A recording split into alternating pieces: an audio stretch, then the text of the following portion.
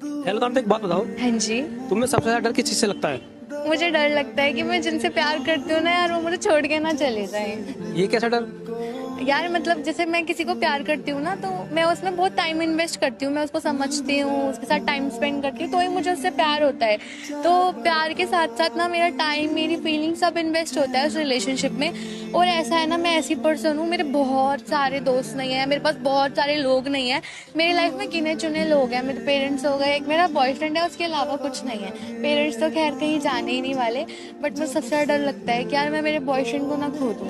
मतलब मैं उसको बहुत ज़्यादा प्यार करती हूँ। मैंने ना मतलब पूरा फ्यूचर प्लान कर रखा है अपनी इमेजिनेशंस में उसके साथ। तो अगर वो चला जाता है ना, तो मुझे ऐसा लगता है मैं उसके बिना एक दिन भी क्या करूँगी। मतलब मेरी लाइफ कुछ नहीं है उसके बिना। तो यार मेरे को बहुत डर रहता है, आपको पता है मैं उसका 2-2 मिनट में फ़ोन करके पूछती रहती हूँ, कहाँ हो, क्या कर रहे हो। तो इसलिए कि ऐसा ना हो किसी किसी की बातों में